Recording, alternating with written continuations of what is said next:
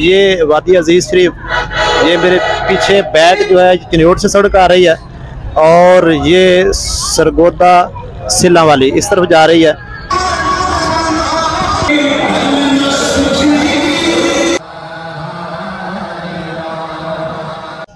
बिस्मिल्लाहिर्रहमानिर्रहीम। सामीन इकराम, मैं मोहम्मद अरशद अपने चैनल से आपके साथ मुखातब हूँ और इस वक्त मैं खड़ा हूँ चिन्योट।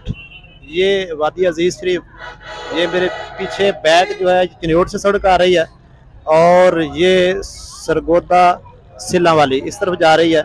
और ये जो बोर्ड आपको नज़र आ रहा है ये दरबार आलिया वादी अजीज शरीफ, ये बाहर का बोर्ड है। इसके अंदर की सूरत हाल हम आपको आगे जाकर दिखाते हैं, आइए हमारे साथ चलें।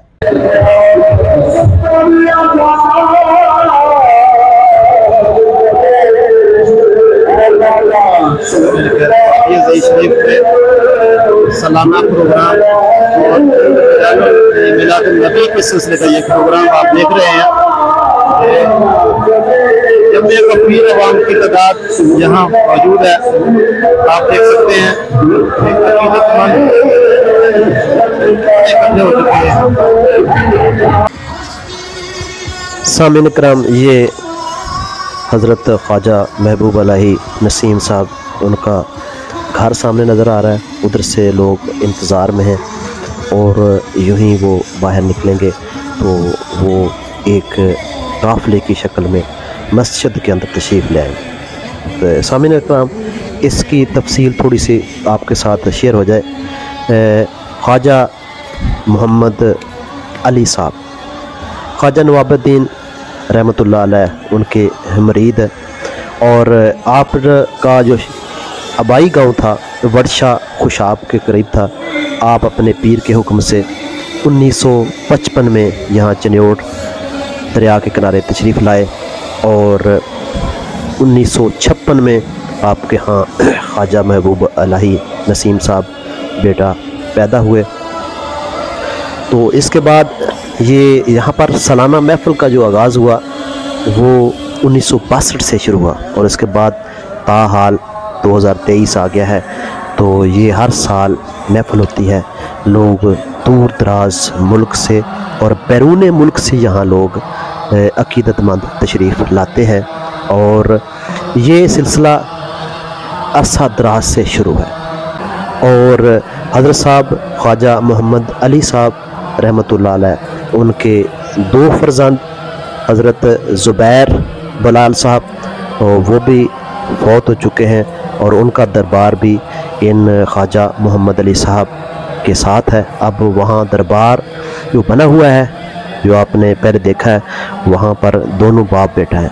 तो ये आप देख रहे हैं 112 मन यानी 100 मन से ज़्यादा की सबील लगाने वाला दोस्त है जो हर साल लगाता है। लोग यहाँ दूध पीते हैं और ये बैरूनी और अंदरूनी मंजर आप देख रहे हैं कि कितना खूबसूरत जगह, साफ़ सुथरी जगह है। लोग अकीदतमंद टोलियों की शक्ल में इकट्ठे होकर आ रहे हैं और यहाँ मस्जिद के अंदर ही ये सारा निज़ाम आपको नज़र आ रहा है। तो यहाँ पर हर साल हज़ारों और लाखों की तादाद में अकीदतमंद तशरीफ़ लाते हैं और इसके अलावा भी यहाँ पर मेला लगा रहता है। ख़ुसूसी बात यहाँ पर यह है कि इन सारे मेहमानों को बेहतरीन खाना दिया जाता है। कोई ऐसा मेहमान नहीं रहता कि जिसको खाना ना मिले।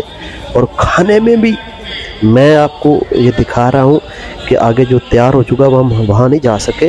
देसी घी का हलवा इन सामीन के लिए है जो बैठे हैं, महफिल अटेंड कर रहे हैं और साथ उनके बकरे का गोश्त तैयार किया गया है। तो ये इतनी आवाम को ये पूरा करना ये अल्लाह ताला की रहमत से है। ये पीछे आपको मस्जिद का व्यू नज़र आ रहा है, मस्जिद है ये सामने और ये लोग आ और जा रहे हैं। इतना रश है कि यहाँ पर आना जाना बार बार मुश्किल है। बाहर का व्यू आप देख रहे हैं, यहाँ पर कितनी आवाम सड़क के ऊपर है और अंदर भी है। ये रोड के ऊपर कितना रश है, ये अंदर की सूरत हाल आपको नज़र आ रही है कि अंदर ये है। तो ये अब आवाम को ये खाना तकसीम किया जा रहा है, जिसमें मैंने आपको बताया क्या क्या चीज़ें मेहमानों को पेश की जाती हैं। और बार बार ऐलान किया जाता है अगर कोई दोस्त बैठने के लिए जगह नहीं है तो वो थोड़ा इंतज़ार कर ले, उसको दोबारा खाना दिया जाएगा। और ये खाना वाफर मकदार में हर साल तैयार किया जाता है।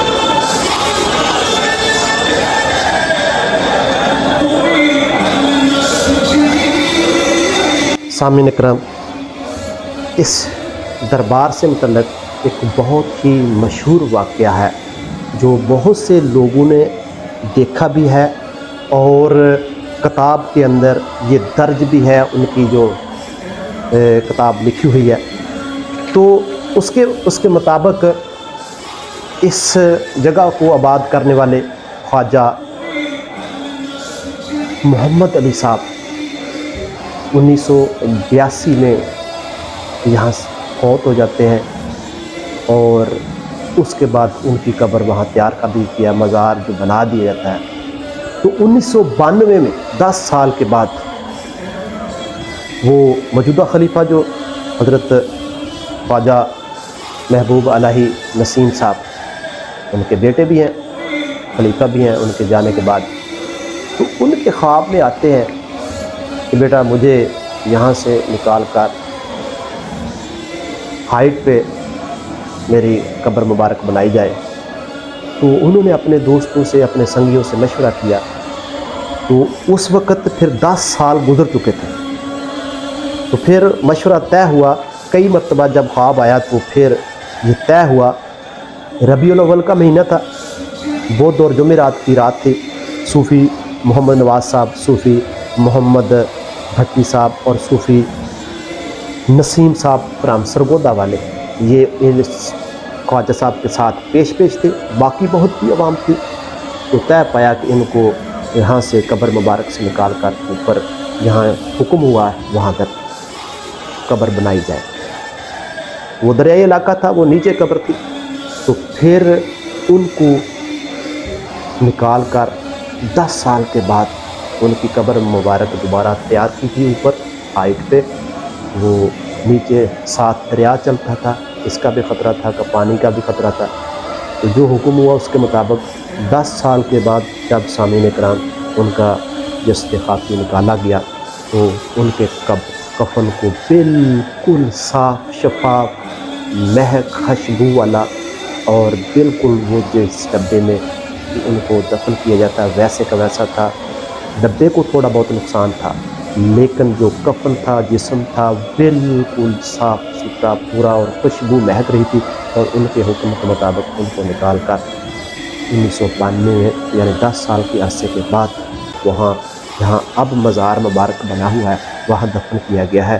तो इससे ये बात भी साबित होती है कि वो आप अल्लाह के सच्चे वली थे। क्योंकि वली क्यों ना होते, क्योंकि वहाँ ज़िक्र ही अफ़ज़लुल कलमा ला इलाहा इल्लल्लाह, अफ़ज़लुल ज़िक्र ला इलाहा इल्लल्लाह, यही बार बार पढ़ा जाता है। और वो उन्हीं का दिया हुआ दर्स था। और इसके साथ दूसरा जिस पर ज़रब लगाई जाती है अल्लाह, ये का जिक्र होता है। दरबार के साथ मुल्का मस्जिद के साथ जो है ना एक बहुत बड़ा मदरसा है।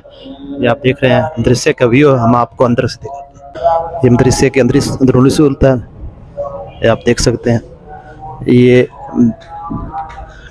तालिब इल्म है मदरसे का, ये बुक शॉप है, ये अकाउंट ऑफिस, ये एकेडमिक ब्लॉक है, ये आप इसका एडमिन ऑफिस, इस्तकबालिया, और ये इसका बोर्ड, ये जदीद टाइप का मदरसा है। साइंस लाइव इसमें देख सकते हैं आप लोग। ये क्लासरूम और इसके अलावा ये क्लासरूम और ये क्लासरूम, और ये वीआईपी बिल्डिंग के अंदर बना हुआ है, पंखे, फर्श, और ये और उसकी वजह से थोड़ा सा इसमें सफाई के मसाइल हैं, वगरना ये फर्श और ये कंक्रीट और ये स्टाफ रूम और ये बिल्डिंग, कंप्यूटर लैब। आज के दौर में ये कंप्यूटर लैब का होना मदरसे के अंदर ये जदीद तर्ज तालीम के मुताबिक है। ये आप देख सकते हैं। लाइब्रेरी है, रेजिडेंशियल एरिया है, ये भी VIP रेजिडेंशियल एरिया है।